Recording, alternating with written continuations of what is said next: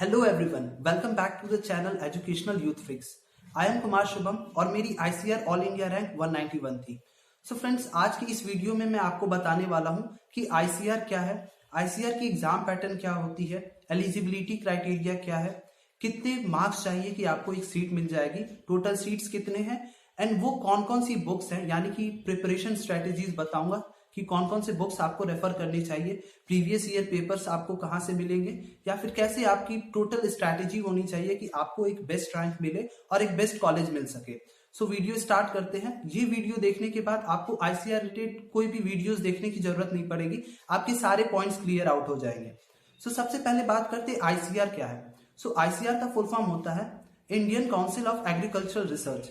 ICR की जितनी भी सीट्स है उसकी 15% सीट्स के लिए आईसीआर एग्जाम कंडक्ट होती है, जिसकी कंडक्टिंग बॉडी होती है एनटीए यानी कि national talent agency. NTA exam conduct करवाती है और इस एग्जाम की पैटर्न में बताता हूं आपको और एलिजिबिलिटी क्राइटेरिया बताता हूं। एलिजिबिलिटी क्राइटेरिया यानी कि मिनिमम एज आपकी 16 ईयर्स होनी चाहिए। 16 ईयर्स की एवब है आप, तभी आप एग्जाम दे सकते हो। आपके 12th में मार्क्स 15% आपके होने चाहिए अगर आप जनरल कैटेगरी से हो, ओबीसी कैटेगरी से हो या फिर अंडर प्रिविलेज स्टेट से हो, एंड आपकी 40% होनी चाहिए अगर आप एससी एंड एसटी कैटेगरी से बिलोंग करते हो। अब बात करते हैं एग्जाम पैटर्न क्या होता है। तो टोटल नंबर ऑफ क्वेश्चंस 150 होते हैं, यानी कि 50 ऑफ ईच सब्जेक्ट। आपको 3 सब्जेक्ट्स चूज करने होते हैं। आप 3 सब्जेक्ट्स में कुछ भी चूज कर सकते हो। फिजिक्स केमिस्ट्री मैथ से आप एग्जाम दे सकते हो, फिजिक्स केमिस्ट्री बायोलॉजी से आप एग्जाम दे सकते हो, एग्रीकल्चर बायोलॉजी केमिस्ट्री से एग्जाम दे सकते हो, या फिर फिजिक्स केमिस्ट्री एग्रीकल्चर से आप एग्जाम दे सकते हो। बट अगर आप मेरी पर्सनल चॉइस लो तो अगर आप पीसीएमबी कैटेगरी से हो तो आप पीसीएन से एग्जाम दो। ऐसा मैं क्यों बोल रहा हूं कि अगर आप पीसीएन से एग्जाम देते हो तो आपके लिए चीजें काफी इजी हो जाती है।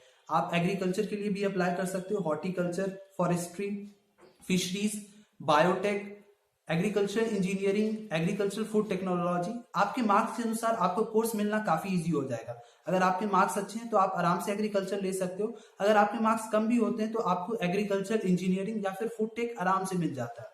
सो टोटल 150 क्वेश्चंस आईसीआर में आते हैं एंड हर क्वेश्चंस के लिए आपको 4 मार्क्स मिलते हैं। निगेटिव मार्किंग भी 1/4 होती है। सो अगर आप एक क्वेश्चंस गलत करते हो तो आपके 1/4 मार्क्स यानी कि 1 मार्क्स आपके डिडक्ट हो जाएंगे, जो भी करेक्ट आंसर्स थे आपके उसमें से। आईसीआर एग्जाम को क्रैक करने का एक बहुत अच्छा स्ट्रैटेजी है कि आप अपनी निगेटिव मार्किंग को कम करो, क्योंकि एक एक मार्क्स आपकी रैंक डिटरमाइन करती है। आप हल्का सा भी चूकोगे कोई और सीट लेके जाएगा। अब बात करते हैं कि कट ऑफ क्या होती है, टोटल नंबर ऑफ सीट्स क्या। मैंने टोटल नंबर ऑफ सीट्स के लिए एक अलग से वीडियो बना दी है, बट अगर आपको एक बेसिक आइडिया दूं तो 2000 टू 2500 के अप्रॉक्स सीट्स होती हैं। कट ऑफ की बात करूं तो कुछ कोर्सेज होते हैं जिनकी कट ऑफ हाई होती है एंड कुछ कोर्सेज होते हैं जिनकी कट ऑफ कम होती है। एग्रीकल्चर कोर्सेज के लिए आपको 345 प्लस मार्क्स चाहिए फॉर यूआर कैटेगरी और OBC category and 260 plus marks चाहिए फॉर एससी कैटेगरी। ये तो थी टॉप कोर्सेज की बात। एग्रीकल्चर या फिर आप हॉर्टिकल्चर के लिए जा रहे हो तो 320 प्लस मार्क्स, फॉरेस्ट्री के लिए जा रहे हो 315 प्लस मार्क्स, बायोटेक के लिए जा रहे हो तो अगेन 340 प्लस मार्क्स आपको चाहिए, तभी आप एडमिशन ले सकते हो। अब अगर मैं कुछ और कोर्सेज की बात करूं जैसे कि BTech agriculture engineering, BTech food technology, so 150 plus marks पे आउट ऑफ 600 में आपका एडमिशन हो जाता है। सो अब आपने एक पूरा बेसिक आइडिया ले लिया है आईसीआर एग्जाम के लिए।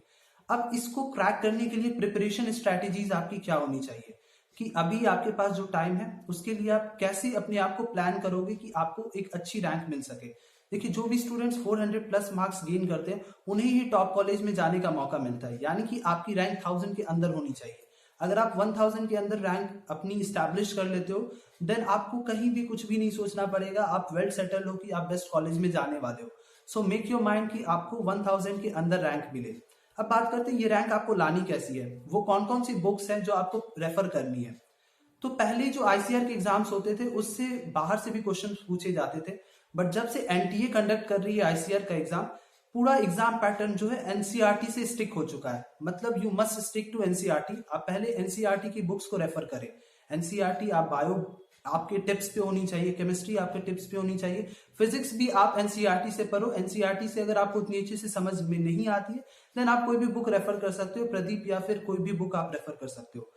अब मैं बात करता हूं कि आपको क्वेश्चंस कहां से करने हैं। सो मैं पर्सनली एमटीजी के फिंगर टिप्स करता था। सो आपको भी सजेस्ट करूंगा कि आप अभी से टाइम निकालें और एमटीजी के फिंगर टिप्स को प्रेफर करें।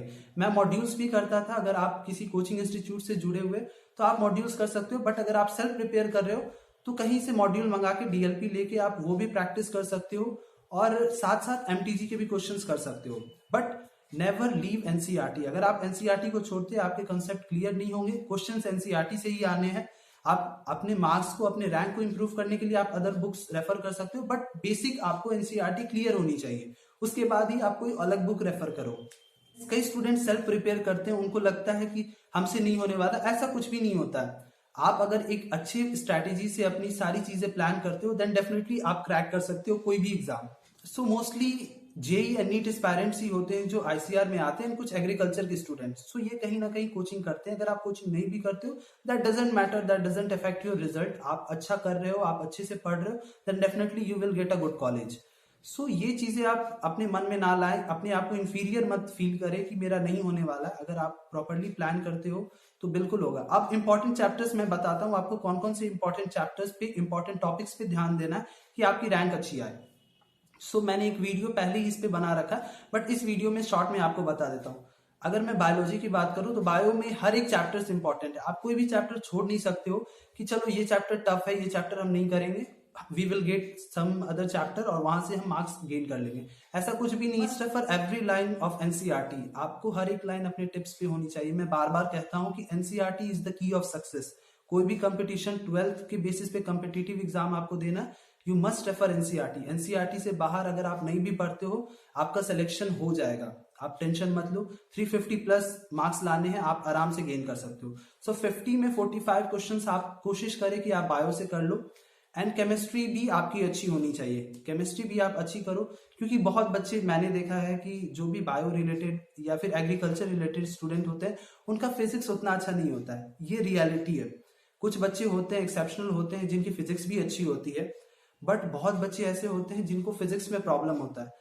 तो आप अपने बायो और केमिस्ट्री को ऐसा कर लो कि आप फिजिक्स से कॉम्प्रोमाइज करके आप इधर मार्क्स गेन कर सकते हो। मैथ वाले स्टूडेंट्स के लिए भी मैं सेम बोलना चाहूंगा। मैथ्स के क्वेश्चन काफी लेंदी होते हैं, तो आप फिजिक्स और केमिस्ट्री पे फोकस करो और आप उनसे मार्क्स गेन करो। अगर आप 100 क्वेश्चंस भी सही कर लेते हो तो 100 इंटू 4 आपके 400 मार्क्स आ जाएंगे।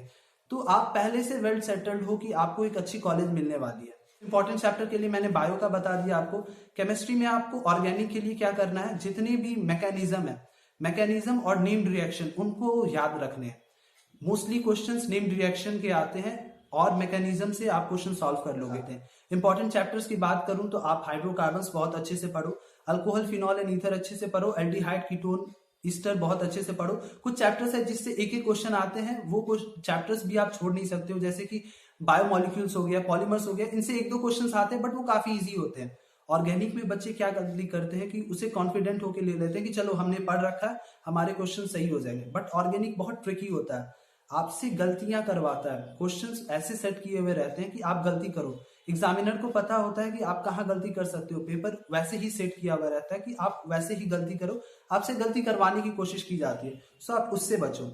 फिजिकल के लिए मैं बोलूंगा अगेन आप क्वेश्चन ज्यादा सॉल्व करो। फिजिकल्स में कुछ इंपॉर्टेंट चैप्टर्स है जैसे इलेक्ट्रोकेमिस्ट्री हो गया, आयनिक इक्विलिब्रियम हो गया, केमिकल इक्विलिब्रियम हो गया, थर्मोडायनेमिक्स हो गया। इनके क्वेश्चंस थोड़े से ट्रिकी आते हैं, सो इन चैप्टर्स पे आप ध्यान देना। इनऑर्गेनिक में पी ब्लॉक काफी अच्छा रखो, पी ब्लॉक, डी ब्लॉक।